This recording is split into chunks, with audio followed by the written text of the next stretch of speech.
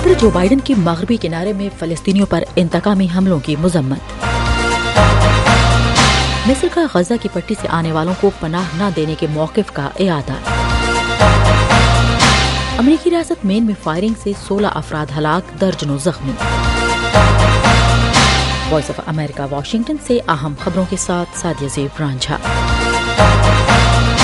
صدر Joe Biden نے بدھ کے روز اسرائیل پر حماس کے حملوں کے بعد سے مغربی کنارے میں فلسطینیوں کے خلاف اسرائیلی آبادکاروں کے انتقامی حملوں پر تشویش کا اظہار کیا ہے اور کہا ہے کہ وہ دہائیوں سے جاری اسرائیل فلسطین تنازع کے خاتمے کے لیے 2 ریاستی حل پر کام کرنے کے اپنے عزم کا پھر سے اعادہ کر رہے ہیں۔ صدر بائیڈن نے کہا کہ انتہا پسند آبادکاروں کے حملے حماس کے حملے کے بعد مشرق وسطی میں پہلے سے جلتی ہوئی آگ پر تیل چھڑکنے کے مترادف ہیں، اسے روکنا ہوگا۔ صدر بائیڈن نے یہ بیان واشنگٹن کے سرکاری دورے پر آئے آسٹریلیا کے وزیر اعظم کے ساتھ ایک نیوز کانفرنس کے آغاز میں دیا۔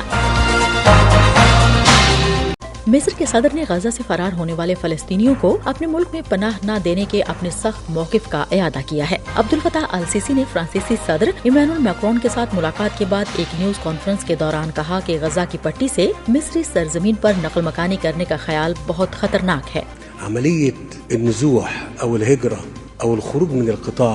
مصر کے اس سخت انکار کی وجہ وہ خوف ہے کہ اسرائیل فلسطینیوں کو اپنے ملک سے مستقل طور پر بے دخل اور ان کے ریاستی مطالبات کو منسوخ کرنا چاہتا ہے۔ السیسی نے گزشتہ ہفتے جرمن چانسلر اولاف شولز کے ساتھ ایک پریس کانفرنس کے دوران بھی ایسے ہی ریمارکس دیے تھے۔ مصر پہلے ہی تقریباً 90 لاکھ ناگزینوں کی میزبانی کر رہا ہے۔ اس سال اس آبادی میں اس وقت اضافہ ہوا جب 3 لاکھ سوڈانی جنگ سے فرار ہو کر مصر پہنچے تھے۔ امریکہ کی ریاست مین کے لوئسٹن علاقے میں ایک مسلح شخص نے 2 مختلف مقامات پر فائرنگ کر کے کم از کم 16 افراد کو ہلاک اور درجنوں کو زخمی کر دیا ہے۔ مقامی ذرائع ابلاغ ہلاکتوں کی تعداد 22 بتا رہا ہے۔ پولیس حکام کے مطابق فائرنگ کرنے والا مشتبہ شخص فرار ہے، جس کی تلاش جاری ہے۔ We have literally hundreds of police officers working around the state of Maine. Police نے فائرنگ کرنے والے مشتبہ شخص کی تصویر جاری کرتے ہوئے اس کی گرفتاری کی کوششیں تیز کر دی ہیں اور شہریوں کو ہدایت کی ہے کہ وہ گھروں پر رہیں اور دروازے لاک رکھیں۔ کانگریس کے ریپبلکن رکن مائک جانسن بدھ کے روز ایوان نمائندگان کے اسپیکر منتخب ہو گئے ہیں، جس کے بعد ایوان نمائندگان میں اسپیکر منتخب کرنے کی 22 روزہ جدوجہد کا خاتمہ ہوا۔ جانسن ریپبلکن قیادت کے نچلے درجے کے رکن ہیں اور انہوں نے 209 کے مقابلے میں 220 ووٹ لیے۔ ایوان میں موجود تمام 209 ڈیموکریٹس نے اقلیتی رہنما حکیم جیفریز کو ووٹ دیا۔ صدر جو بائیڈن نے بدھ کی سے پہر ایک بیان میں جانسن کو مبارکباد دی ہے۔ ہم وائس آف امریکہ واشنگٹن سے آپ سے مخاطب ہیں۔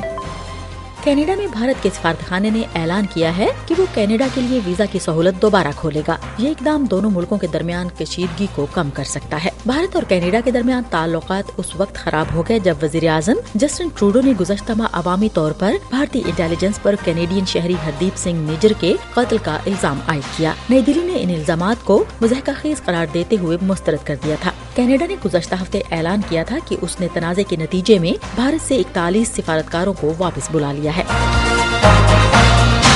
اور ایلان مسک نے بدھ کے روز ایک پوسٹ میں ایکس پلیٹ فارم پر ویڈیو اور آڈیو کالنگ فیچر متعارف کرایا ہے۔ انہوں نے ایک ویڈیو کے ذریعے ایکس پر ویڈیو اور آڈیو کالنگ کا ابتدائی ورژن متعارف کراتے ہوئے پلیٹ فارم کی سیٹنگز میں اس فیچر کو آن کرنے کا طریقہ بتایا۔ تاہم متعدد صارفین نے مسک کی پوسٹ کا جواب دیتے ہوئے کہا کہ انہوں نے اپنی ایپ میں یہ فیچر نہیں دیکھا، جو خبرساں ادارے AFP کے ٹیسٹ کردہ ورژن میں بھی نظر نہیں آیا۔ ایلان مسک نے کہا کہ اس وقت کالنگ کی سہولت iOS، اینڈرائیڈ، میک اور PC سسٹم پر کام کرے گی اور کسی فون نمبر کی ضرورت نہیں ہوگی۔